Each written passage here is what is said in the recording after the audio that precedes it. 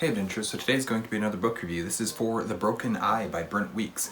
This is the third book in the Lightbringer series, and it's as with the other books in this series, which I don't think I actually mentioned because I was doing reviews slightly differently the last time I reviewed one of the books in this series.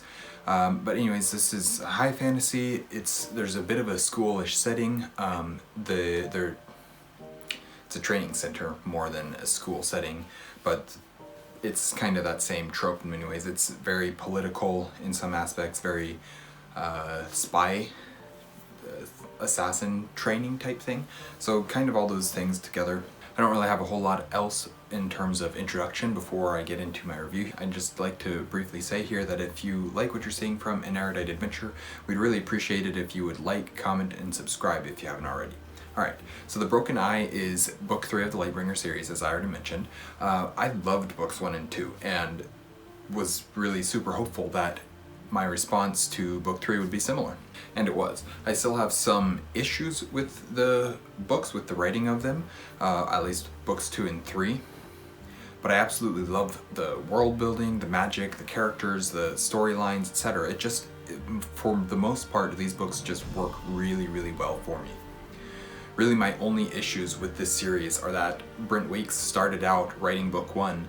It was very clean. Not that things didn't happen in the world, just that it didn't focus on them in terms of actually, he didn't write them out and show them happening. He alluded to them happening more so. Whereas books 2 and 3, I guess I wrote it as no language or adult content was shown in book 1, and that really impressed me. Books 2 and 3 have had quite a bit of it, and I don't see why it's necessary. He's already proven that he can tell the story in this world without that stuff, so the inclusion of it annoys me more than it would with other series who use it from the beginning. I don't like it in those other series, but I like it even less in this one because I know for a fact that Brent Weeks can write it without. That being said, while it does take my enjoyment of the book down, it doesn't really affect my enjoyment of the story at all. The process of reading a book is different than the process of consuming a story. And I don't have an issue with the story that's being told in these books. I have an issue with certain aspects of the writing that I come across while reading them. I don't think this is my favorite of the 3 so far. I think book 2 is my favorite of the 3, although the fact that 1 was clean. So let's see.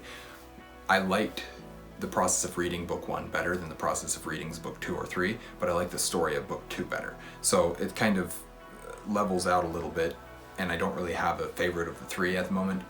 Story-wise, I think it would be book 2 though. Part of the reason why I don't think this book 3 is my favorite is because it splits the perspective chapters more. Most of books 1 and 2 were focused on Kip and Gavin really, but then book 3 focuses on Kip and Gavin and Tia, and the Tia chapters are fine, but I don't, for some reason, even though I like Tia's character and her storyline and her abilities, I find myself not caring for her POV chapters as much as I do Kip or Gavin's, or really any of the other characters who just either have one-off chapters or are lesser main characters, if you will.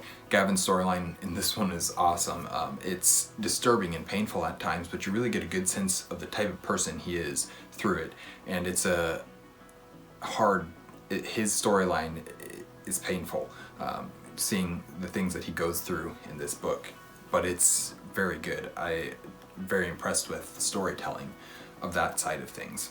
The book does do a whole lot more of the politicking, and I really enjoy seeing that, and then how he's able to weave the politics into the story, as well as how intricately the magic is tied into the politics. So the story, you have the magic, and you have the politics, and all 3 of those things combine and intertwine throughout this book, and it's very, very well done.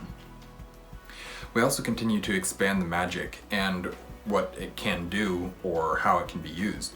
I think we were only introduced to 1 new color in this book, and we didn't even really get to see a whole lot of it, but we get a whole bunch more regarding the prisms and how that all works, as well as more about some of the other colors, I'll say it that way.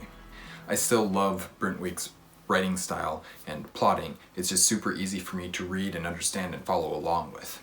It's fast-paced, but rarely do I feel like it's too fast. There are some times where it's just barreling forward and you hardly get a chance to breathe because it's just so moving so quickly, but it's done at the times where it's necessary for that to happen and not throughout the whole book. I definitely enjoyed this one quite a bit and will for sure be continuing the series whenever I can get access to the next audiobook. So I've been listening to the audiobooks for all three of these, which are very, very good. But the problem I'm running into is my library, for some reason, it used to be my library was on Overdrive, and then it's just recently switched to, I think it's Libby, which is fine, and Libby works fine, except that for some reason it seems like the library has gotten rid of a whole bunch of audiobooks, and so now they previously did have book 4 on audiobook, but they don't now, and so I'm just like, well, what am I supposed to do now? So we'll see what happens.